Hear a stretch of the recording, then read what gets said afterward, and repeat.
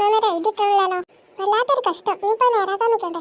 അത്രയും ടൈമിലുള്ള പഠിപ്പും മുടങ്ങുന്നു. അല്ലെങ്കിൽ തന്നെ ഇനി എക്സാമിന് കുറച്ച് ഡേയ്സ് മാത്രമേ ഉള്ളൂ.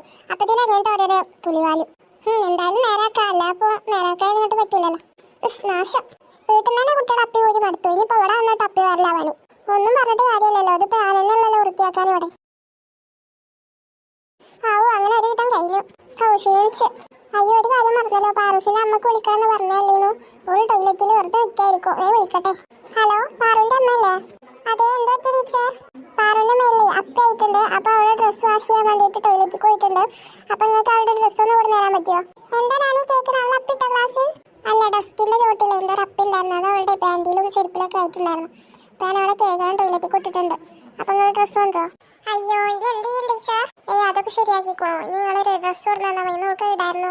ഞാൻ വേഗം കൊണ്ടുവരാം ടീച്ചർ. വേഗം കൊണ്ടുവരണം കേട്ടോ. ഞാൻ വിളിക്കാൻ പറഞ്ഞതാ. അവള് ടോയ്ലറ്റിൽ വന്ന് നിൽക്കായിരിക്കും. ഒന്നും കൊടുക്കാനുണ്ട്. ഞാൻ വേഗം വരാം ടീച്ചർ. എന്നാ ശരി കേട്ടോ. Okay teacher. ഇനിയിപ്പോ കുട്ടികളെ പോയി വിളിക്കട്ടെ.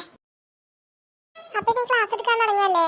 പാർക്കുട്ടിയുടെ ടീച്ചർ ഓള് ബാത്റൂമിൽ പോയിരുന്നില്ലേ, പിന്നെ വന്നിട്ടില്ല. ഓള് അമ്മ ഡ്രസ്സ് കൊണ്ട് ഇറങ്ങിട്ട് വരുള്ളൂ. അതുവരെ ഓളവിടെ ബാത്റൂമിൽ നിൽക്കുക. അതെ, ഞാൻ ആരും പോയിക്കോട്ടെ ടീച്ചർ. അതെന്തിനാ ഡാബു? ഓൾക്ക് തണുക്ക്. ഇജിപ്പോ അങ്ങനെ തണുക്ക് വേണ്ടിട്ടോ. ഓളെ നടന്നോട്ടെ. ഓൻ്റെ ഒരു തണുക്കോവല്. കഴിഞ്ഞ ക്ലാസ്സിൽ നമ്മൾ എന്താ എടുത്ത് ലാസ്റ്റ്? പാർക്കുട്ടി ഇറക്ക ടീച്ചർ. എന്നിട്ട് ക്ലാസ് എടുക്കാം. ഓള് വന്നോളൂ, നമുക്ക് ക്ലാസ് എടുക്കാൻ തുടങ്ങാം. അപ്പൊ നമുക്ക് ക്ലാസ് എടുക്കാൻ നമുക്ക് അറിയില്ലല്ലോ. നമുക്ക് ഓള് വന്നിട്ട് എടുക്കാം. നിങ്ങൾക്ക് ഈ മന്ത് ലാസ്റ്റ് എക്സാം ആട്ടെ വരുന്ന വേണമെങ്കിൽ പഠിച്ചോളി. അതിന് ഇനിയും ടൈം ഉണ്ടല്ലോ. ടൈം ഉണ്ട് പറഞ്ഞിട്ട് ഇങ്ങനെ കുത്തിരിക്കും. എന്നിട്ട് ലാസ്റ്റ് പഠിച്ചാൽ തീരെ ടൈം ഉണ്ടാവില്ല. എന്നിട്ട് എക്സാം പേപ്പർ വരുമ്പോൾ എല്ലാവരും മാർക്ക് കണ്ടിട്ട് ഇങ്ങനെ അന്തം മുട്ട്